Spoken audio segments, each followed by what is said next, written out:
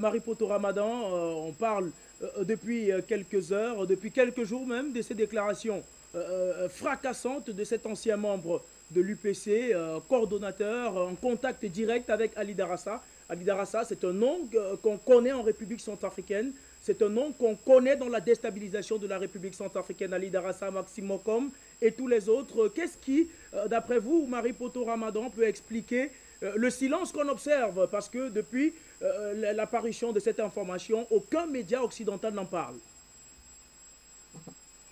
Merci beaucoup. Bon, pour les médias, vous savez, hein, quand c'est pas dans leur intérêt, ils n'en parlent pas. Hein. Quand ils sont humiliés, comme l'ambassadeur de France au Mali, dont on a vu les images dire au revoir, on ne verra pas cela hein, dans les médias occidentaux.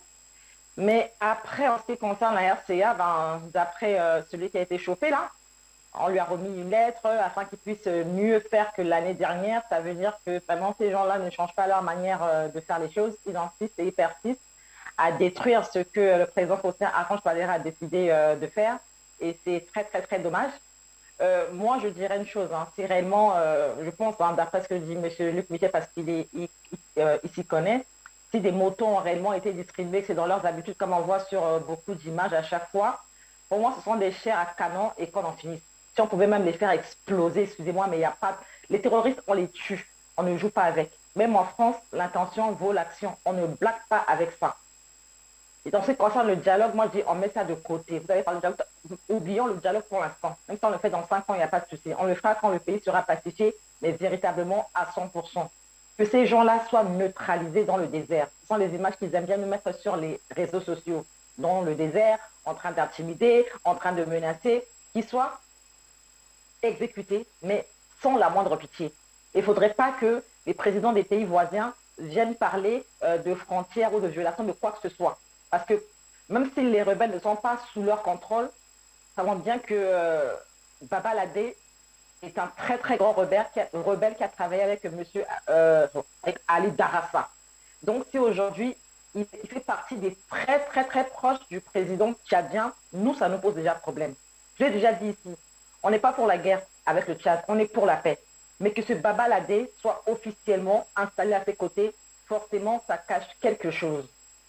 Un rebelle, pour qu'il puisse se reconvertir et changer, ce n'est pas évident, ce n'est pas comme ça. Darassa sait ce qu'il faisait à Bambari, de quoi il se nourrissait. Il était extrêmement riche grâce, je pense, aux ressources minières qui étaient là-bas.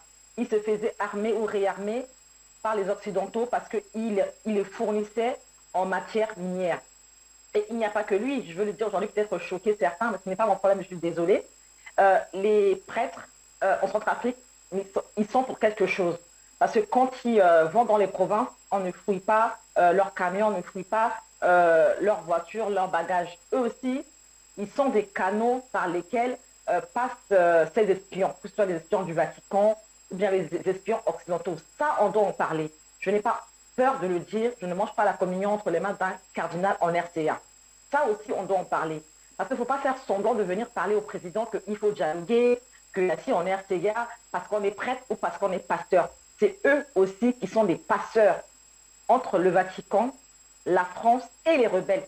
Et les gens sont là pour dire, oh, au moins le cardinal, il est parti dans telle province, oh, tel pasteur est parti là-bas, ce que Touadéra n'a pas pu faire, ce que tel n'a pas pu faire, eux, ils le font. C'est faux. C'est parce que ce sont des complices aussi de certaines situations en RCA. Peut-être pas à 100%, mais ils y sont pour quelque chose. Donc la paix n'est pas prête d'arriver tant que les prêtres seront à la tête, pas forcément du pays, mais à la tête de ces trafics-là en question. Et là, on doit vraiment s'en débarrasser, mais sans craindre qui que ce soit à part Dieu. Merci. Eh bien, Marie-Poto Ramadan, vous faites justement bien de relever le rôle très souvent trouble que jouent ces prêtres, on va les appeler comme ça. D'ailleurs, dans l'excellent film Touriste des instructeurs russes, on n'avait pas manqué également de relever le rôle trouble joué par un prêtre dans ce film-là. Vous avez évoqué également la situation de Babaladé, le coordonnateur de la CPC, qui a été cuisiné, a également évoqué ce nom de Babaladé, on le sait, il est très impliqué, c'est un haut gradé des renseignements du côté du Tchad. Est-ce que d'après vous, le moment n'est pas venu pour la République du Tchad de jouer franc jeu avec les autorités centrafricaines en apportant un peu plus de lumière sur la position de Baba Ladé auprès du président de la République tchadienne? Et si, au contraire, c'est le bon moment pour le Tchad de pouvoir clarifier les choses. C'est pas que maintenant, c'est-à-dire depuis le mois d'avril, quand le maréchal Déby a été tué, c'est le moment pour le Tchad de faire les choses autrement. Je pense que la RCA a envoyé des émissaires là-bas.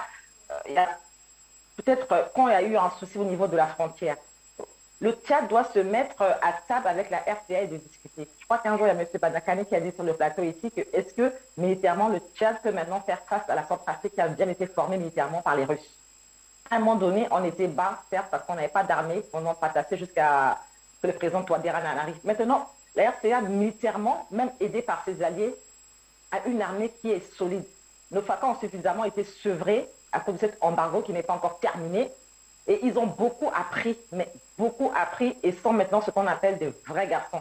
Parce qu'avant, ils avaient la tête de l'armée des généraux, mais qui fuyaient à chaque fois. Maintenant, on a un professeur qui est un vrai président et qui, malgré les menaces, a toujours dit « je suis là, je ne fuirai pas, nous devons faire face à cela ». Donc vraiment que le Tchad joue franc jeu. Si le président du Tchad n'est pas impliqué, mais Baba Ladé, voilà son nom qui vient de sortir. Je n'ai rien dit pour ne pas qu'on puisse dire que j'ai créé un incident diplomatique. Mais voilà ce nom qui ressort de nouveau. Cette fameuse lettre-là. Tout est là. Que le Tchad se remette en question, c'est très important. Merci.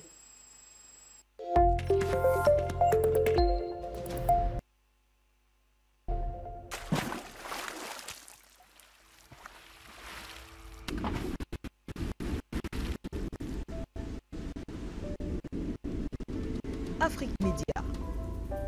Le monde, c'est nous.